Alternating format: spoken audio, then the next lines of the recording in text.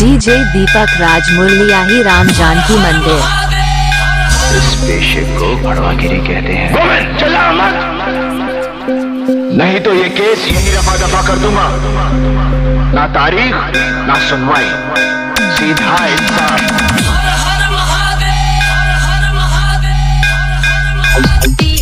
DJ राज दीपक music मुरलियाही Ram Janaki मंदिर। DJ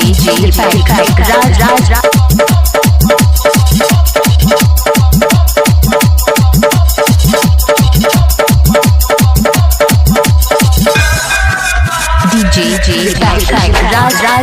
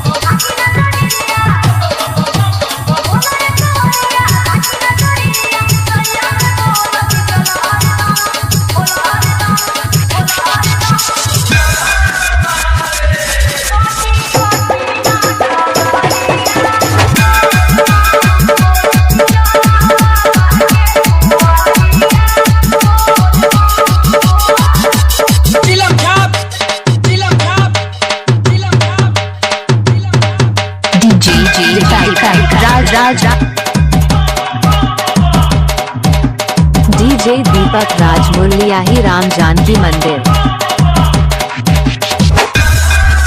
DJ राज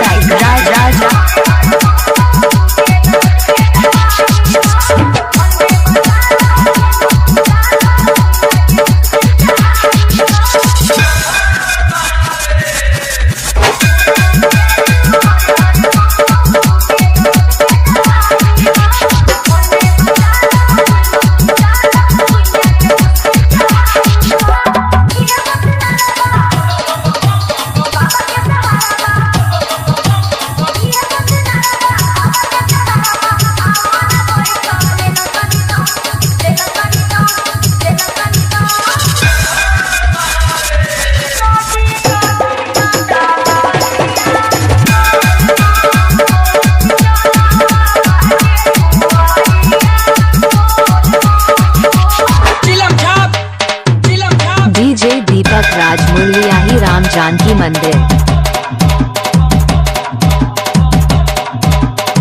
DJ दीपक राज मुरलियाही राम जानकी मंदिर।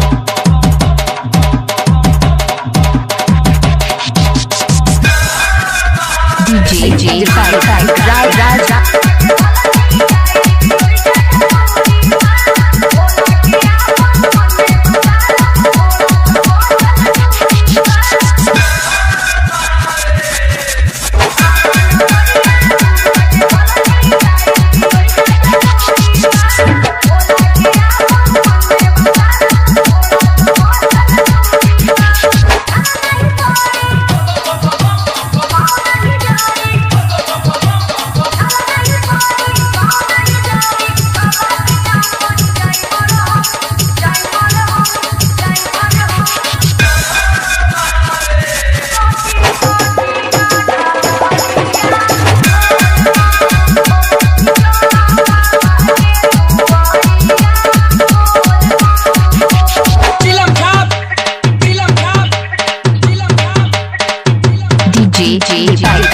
राज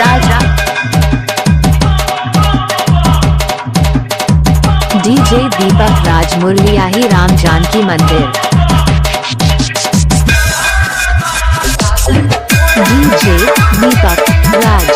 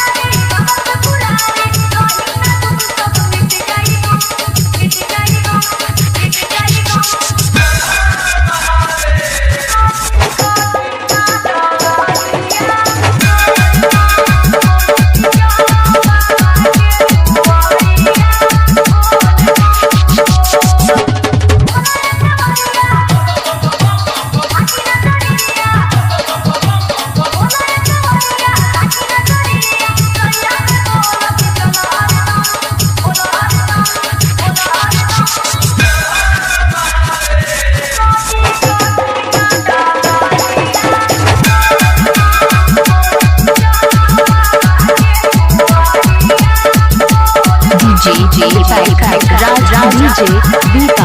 राज मुरलियाही चौक। आपका नाम क्या है? डीजे दीपक राज मुरलियाही राम जानकी मंदिर। डीजे दीपक राज मुरलियाही राम जानकी मंदिर।